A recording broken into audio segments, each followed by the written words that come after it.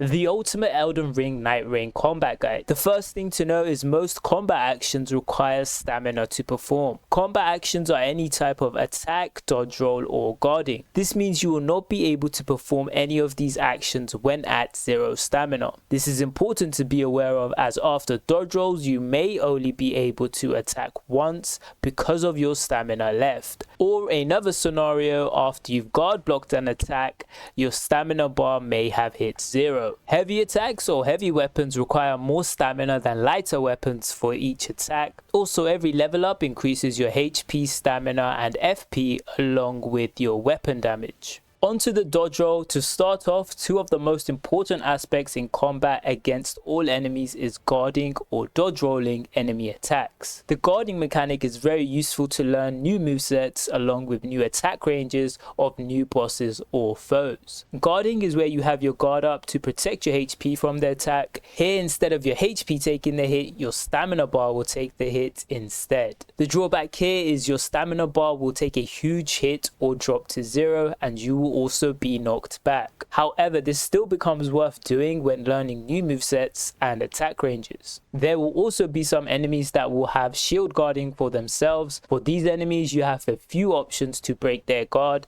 You can either try get behind them, or try to block counter, or try to parry their attack.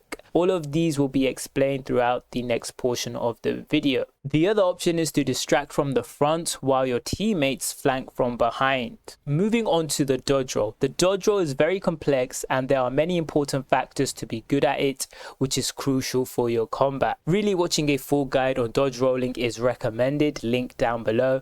But the two important tips for this video are dodge rolling gives invincibility frames. These invincibility frames are between the start of the roll and just before the end of the roll. The next tip is you must time your roll in order to successfully dodge the attack.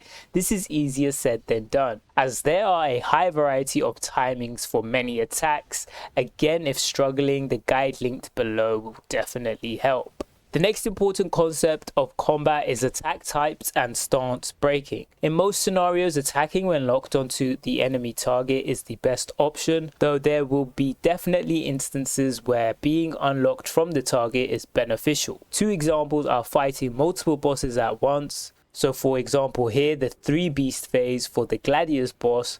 The other example being when fighting larger bosses like dragons or colossal bosses. Being unlocked from the target will give you a better view and camera control to see incoming attack. For your attack types, to start off, you have your normal attacks, which is your standard damage. You then have your heavy attacks and your charged heavy attacks. These attacks will contribute to breaking an enemy's stance, which basically means the enemy will drop to the ground for a small period of time. This will allow you to perform a critical riposte from the front of the enemy or attack the enemy weak spots. Riposte criticals are performed by pressing the normal attack key. You must be standing directly in front of your enemy and be extremely close to them. To break an enemy stance, you need to drop their invisible stance bar to 0. Not damaging an enemy for a while will recharge their stance bar. It's also important to note that all or most enemies will have a specific weak point where if you attack that area, they will take more damage. Next, you have your counter attacks. This is where you have your guard up to block an enemy attack and then instantly use your heavy attack. A successful counter will cue this noise.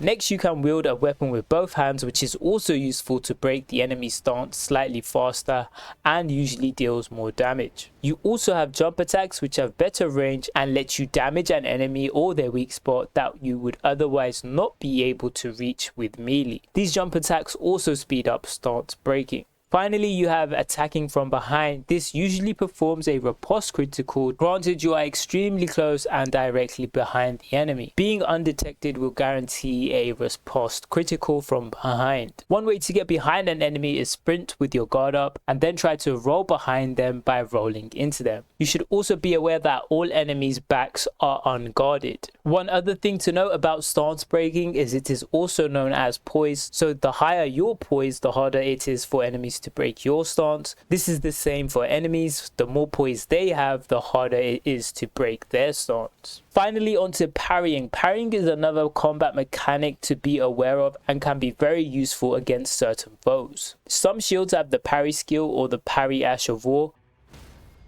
Ashes of War are the skills on the weapon or shield. The character Wilder has a default parry shield. To parry an attack, you need to time your parry skill when the enemy is following through with their attack. So this is not on the wind up of the attack, but more midway through their attack. Most melee weapon foes you will be able to parry. You will also be able to parry some bosses.